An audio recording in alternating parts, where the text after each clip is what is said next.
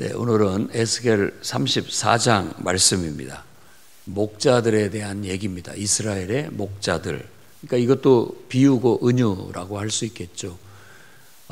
목자들을 일단은 전반부에는 1절부터 16절까지 이렇게 보면은 이스라엘의 목자들에 대해서 얘기를 하는데 그들이 목자로서 성실치 않다라는 거예요. 근데 이제 여기서 우리가 해석을 할 때 이 목자들은 그 이스라엘이라는 공동체의 지도자들을 두고 얘기하는 것이다라는 걸 알 수 있죠. 특히 이제 왕, 앞에서 얘기한 것처럼 두로의 왕 그리고 애굽의 왕, 이게 다 목자들이라고 할 수 있습니다. 그러니까 다윗을 일으키겠다 참 목자로, 말하자면 그런 것도 바로 왕을 두고 얘기하는 것이라는 걸 알 수 있습니다. 그러니까 배경이 그거예요. 이스라엘의 왕과 통치자들 그리고 또 지도자들이 백성들을 제대로 돌보지 않았기 때문에 이 나라가 이렇게 지금 망해서 이 나라의 백성들이 뿔뿔이 다 이 양떼들이 전부 흩어진 것처럼 뿔뿔이 포로로 끌려가 흩어져서 유린당하고 있다. 그러니까 하나님께서 그걸 보고 어떻게 하시겠느냐. 바로 하나님이 참 목자가 되셔서 그들을 다 불러 다시 모아가지고 좋은 꼴을 먹이고 안전한 거처를 제공해서 잘 살게 할 것이다 라는 그런 맥락에서의 얘기입니다. 그러니까 결국 흩어진 양떼를 다시 모은다는 것은 이제 포로로 끌려간 이스라엘 백성들을 다시 돌아와서 좋은 땅, 이제 가나안 땅을 다시 정화시키고 그 땅에 다시 그 양떼들을 오게 해서 거기에서 좋은 꼴을 먹고 또 누리게 하겠다라는 것을 이렇게 비유적으로 얘기하고 있습니다. 그래서 이스라엘은 여호와는 나의 목자시니 내게 부족함이 없으리로다라고 하는 것처럼 하나님을 목자로 삼고 하나님의 돌보심과 인도하심을 따라 하나님의 은혜 안에서 그 초장, 그분의 양을 치는 그런 공동체를 이루는 것을 비전으로 세워진 국가고 공동체입니다. 그러니까 이스라엘은 이런 세상 나라하고 다릅니다. 이스라엘은 하나님을 섬기는 하나님의 백성이에요.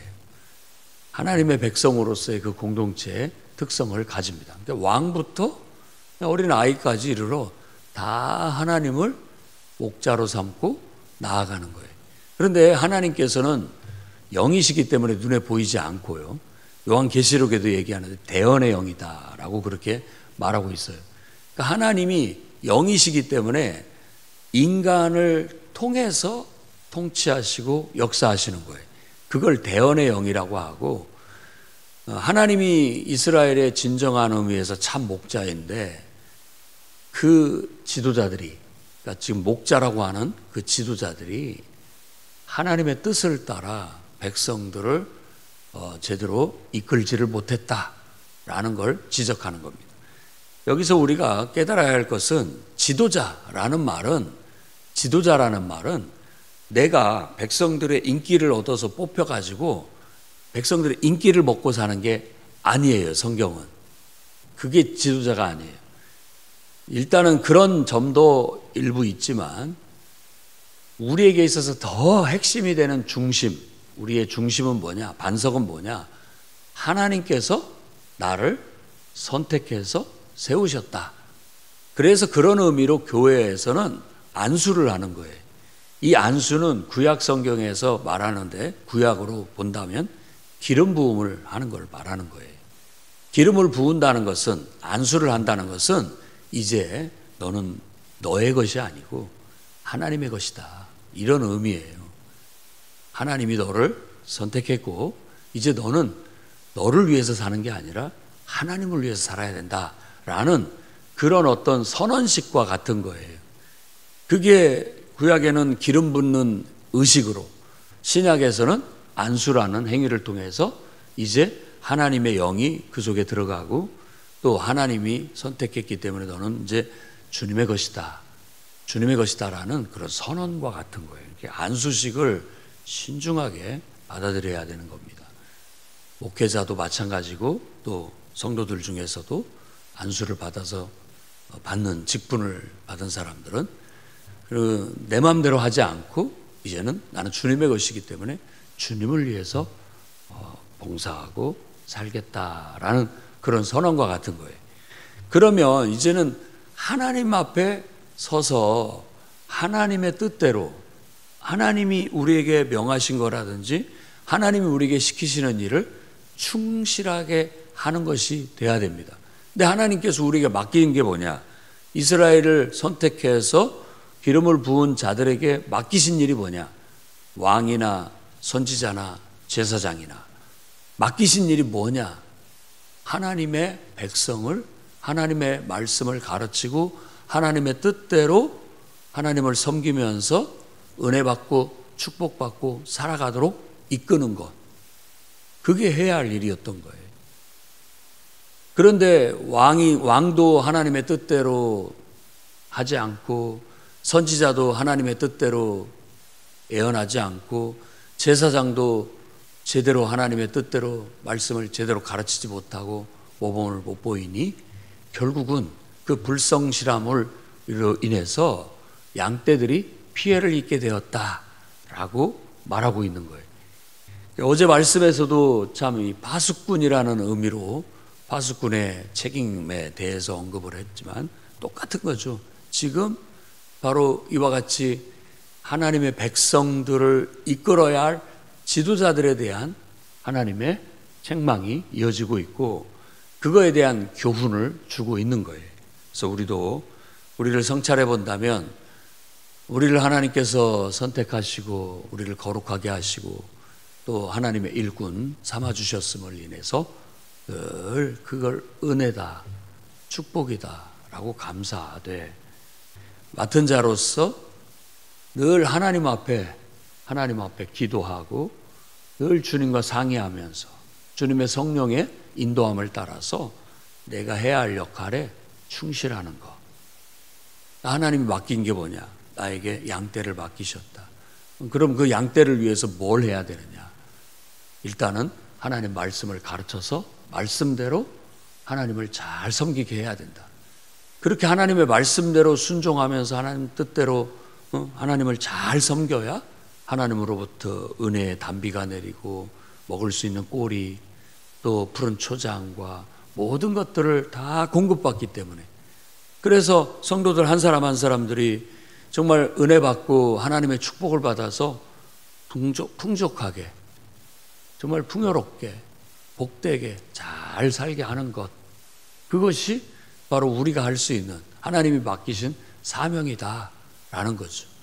내가 성도들을 섬기고 양떼들을 돌보고 섬기는 것이지만 사실은 양떼들을 돌보는 것 이전에 그 내면으로는 하나님이 내게 맡기신 일 순종한다라는 마음으로 하는 거예요. 그러니까 모든 인생이 우리 내면으로 늘 마음을 중심을 잡아야 할 것은 하나님께 대한 순종이다. 가정을 돌보는 거 하나님께서 내게 맡겨주셨으니까 내가 하나님께 순종함으로 하는 것이다. 또 우리에게 교회를 섬기게 하는 거 하나님께서 내게 맡겨주셨으니까 내가 하나님께 순종함으로 하는 것이다. 나에게 또 주어진 직장이나 사업이나 또 맡겨준 사람들이나 다 내 내면으로는 하나님께서 내게 맡겨주셨으니 하나님께 대한 순종이다라는 마음으로 하는 거예요. 겉으로는 바로 내가 가정을 돌보고 또 교회를 위해서 돌보고 또 내게 맡겨주신 사람들을 돌보고 섬기고 사랑하고 이런 것들로 나타나는 거죠. 그러니까 그 두 가지의 원리를 잘 붙잡아야 됩니다. 그러나 따지고 본다면 가장 중요한 원칙은 앞에 있는 하나님께 대한 순종이에요. 하나님을 섬기는 거지 그 하나님의 섬김이 사람을 섬김과 돌봄으로 이어진다라는 거. 그걸 놓치면 우리가 주의 일을 제대로 할 수 없고 또 주님이 원하는 그런 진정한 참된 지도자, 목자가 될 수 없고 또 그런 공동체를 이룰 수가 없다라는 것을 지금 말해주고 있는 거예요.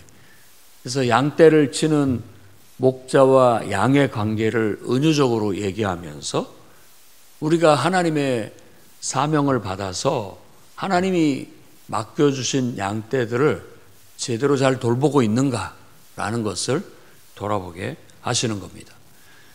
그러니까 예수님께서도 이제 요한복음 10장에 보면 참 목자 그리고 사꾼 목자 이렇게 얘기하는데, 지금은 우리가 사꾼 목자라고 하면은 뭐 돈만 바라고 뭐 주의 일을 하는 그런 목사 정도로 생각을 하지만 그런 의미는 아닙니다. 거기서도 말하는 것도. 그게 뭐냐면은 진짜 진정한 의미에서 목자는 하나님밖에 없어요. 그런데 그 하나님이 돌봐야 할 양떼를 사람에게 맡기는 거예요. 그게 사꾼입니다. 그게 사꾼인 거예요. 그러니까 하나님이 우리를 목자로 선택해서 우리한테 맡겨주셨다라는 의미예요. 그런데 불성실한 이런 맡겨서 돌보는 목자들이 조금 어렵고 자기에게 해가 되고 뭐 위험하고 그러면은 양떼들 다 팽개치고 도망가더라 라고 해서 이제 사꾼의 오명이 시작되는 것이죠. 그런데 진정한 목자는 그러지 않는다. 양떼들을 지키기 위해서 자신을 희생한다. 그런 의미로 선한 목자에 대한 얘기를 하고 있고, 예수 그리스도는 선한 목자다. 양으로 생명을 얻게 하고 더 풍성히 얻게 하려고 그분이 오셨다. 그래서 누구든지 진정한 목자가 되려면 예수 그리스도와 같아야 되고 또 예수 그리스도 안에서 돌봄을 받는 양떼들이 참 양떼다라고도 얘기를 하고 있는 거예요. 그래서 하나님은 영적인 면에 있어서 우리의 유일한 참 목자이시고, 우리는 그분의 위임을 받은, 그분께 어떤 직분을 받은, 책임을 맡은, 사명을 부여받은 목자들이다 라는 마음을 갖고, 주님이 내가 사랑하고 내가 경외하는 그분께서 이 귀한 일을 맡겨주셨으니까 직분을 귀하게 여기고 어떤 일들보다도 더 책임감 있게 여기고 끝까지 책임을 지는 그런 진정한 참 목자의 길을 따라가야 됩니다. 그 길이 신약 성경에서는 다윗이에요. 다윗은 하나님의 마음에 합한 종이에요. 모든 사람들한테 다 그 일을 맡겼는데 다윗이 가장 온전하게 모범을 보여서 그 일을 했다라는 걸 말하는 거예요. 그래서 이제 내가 다시 양떼를 불러 모아가지고 목자한테 맡겨야 되겠는데 그때는 다윗에게 맡기겠다. 정말 내 마음에 딱 합한 자. 곧 다시 얘기한다면 하나님 마음을 따라서 하나님 마음을 흡족하게 그분께 온전히 순종해서 그분 뜻대로 양떼를 돌볼 지도자에게 맡기겠다라는 거죠. 그래서 이런 무슨 1차적으로 그런 의미를 갖고 있고, 이제는 이면적으로 바로 이 다윗은 후에 성육신하셔서 이 땅에 오실 예수 그리스도를 예표하고 있다라는 걸 알 수 있죠. 그래서 다윗을 보면 예수 그리스도의 그림자가 보이고, 우리 오늘날 뭐 목회자를 보든 또 교회 안에서 영적인 지도자를 보든 그들 모습 속에 예수 그리스도의 그림자가 보여야 그게 합당한 거예요. 그래서 우리가 늘 그리스도를 본받아서 예수 그리스도께서 하신 것처럼 그렇게 해야 된다라는 걸 늘 기억하고 그 영을 가지고 주님을 섬기고, 그 주님을 섬기는 그 아름다운 신앙으로 성도를 섬기고 사람을 섬기고 또 주어진 일들을 봉사하고 나아가는 거예요. 그러니까 그것이 아름다운 거예요.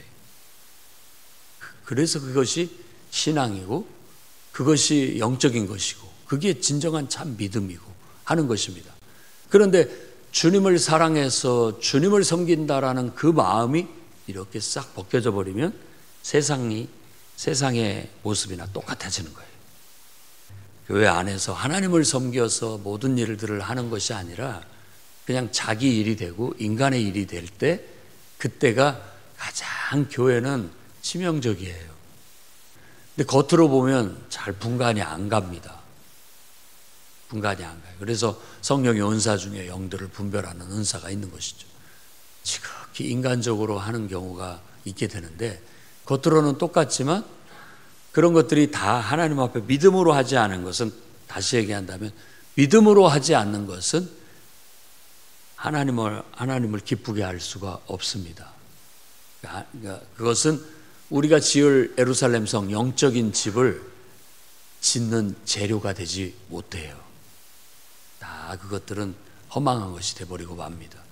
그런데 냉수 한 그릇이라도 하나님께서 내게 이렇게 감화 감동해서 내가 주님께 순종하겠습니다 하는 마음으로 봉사하고 섬기는 것은 다 믿음의 재료가 돼서 아름다운 예루살렘 성을 짓는 보석과 각종 진귀한 그런 재료가 됩니다. 그래서 하나님을 기쁘게 할 수 있고 하나님께 흡족하게 되는 것이죠.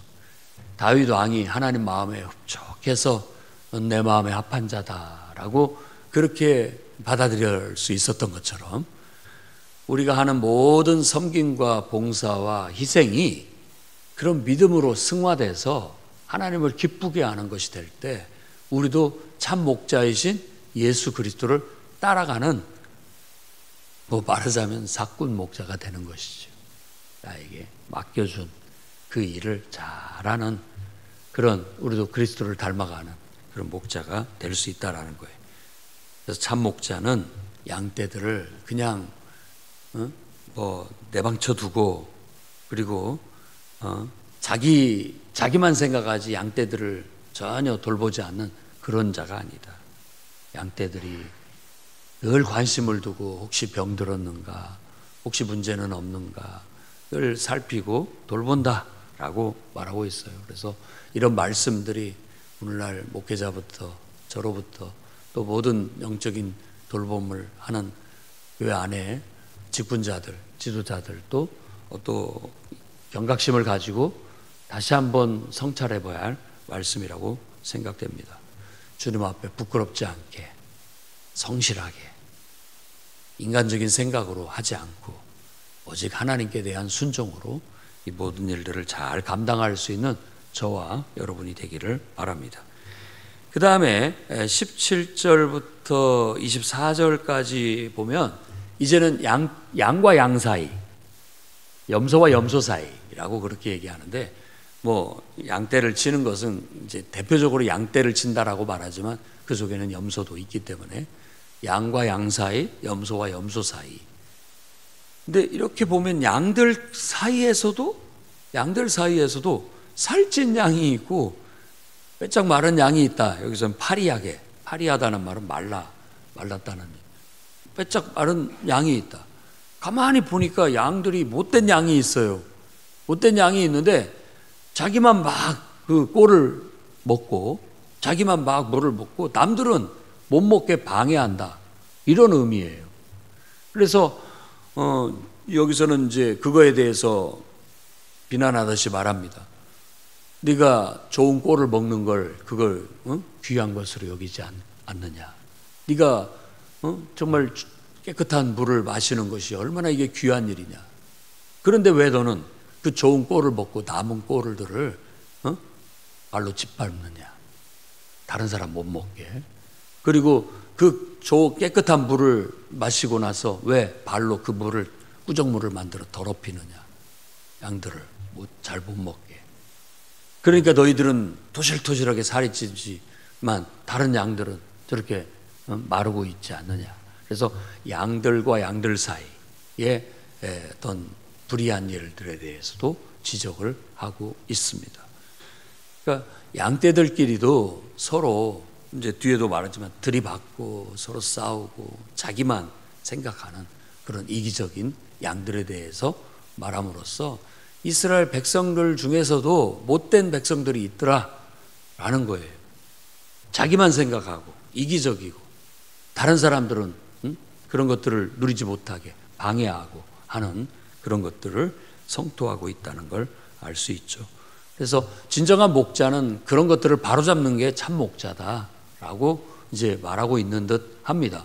하나님께서도 그걸 우리의 진정한 목자이시기 때문에 보고 가만두겠느냐. 못된 양들 불러다가 꾸중하고 혼내고 약한 양들에게도 그런 것들을 골고루 질서와 균형이 잡히게 하는 것. 그래서 그 질서와 균형이라는 말도 맞고 또 하나님의 정의와 공의를 세우는 것, 이게 지도자의 역할이에요.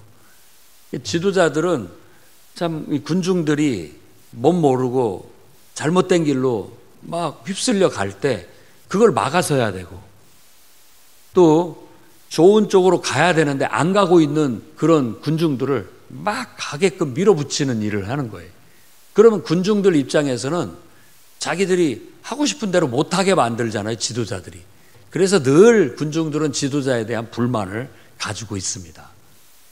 그리고 자기들이 잘못되면 다 지도자 탓이고,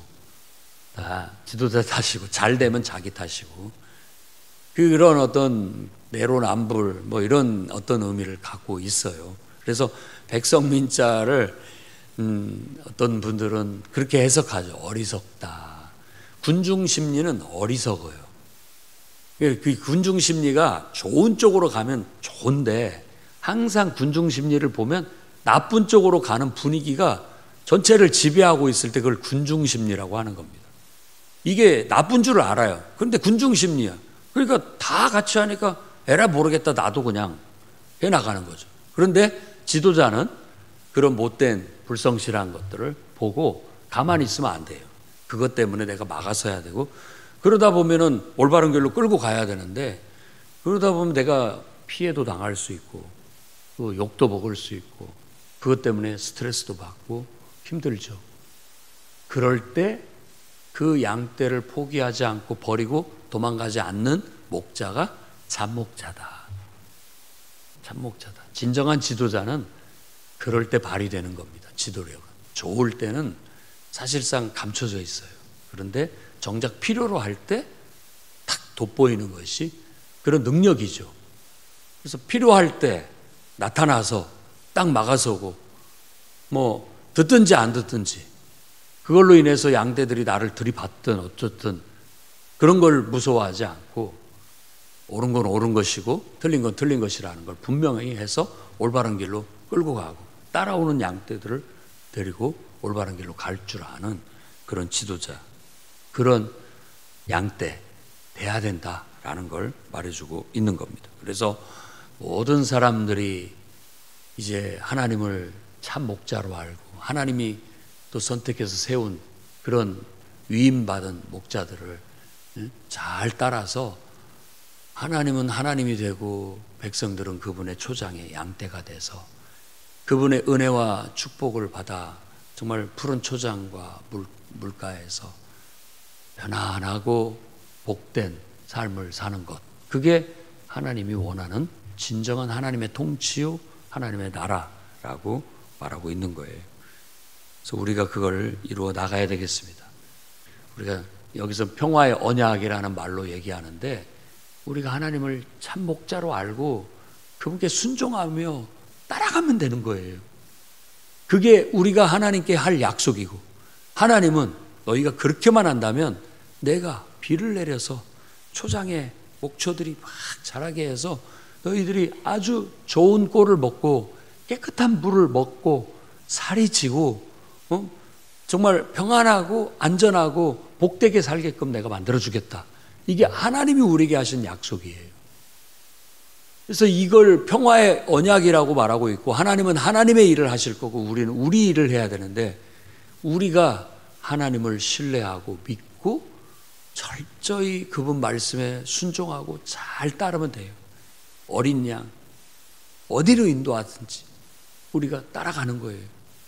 우리의 진정한 목자 되신 그분이 눈에 보이지 않아서 그분이 우리를 이끄는데 주님이 선택한 기름 부어 세운 혹은 하나님의 성령으로 임재하신 그 인도하심을 따라서 그 지도자들이 하나님의 말씀대로 하나님의 뜻대로 인도할 때 하나님이 나를 인도한다라고 믿고 잘 따르고 순종하면 풍성한 은혜를 입고 복되어서 모든 게 다 잘 되고 형통한다는 거예요.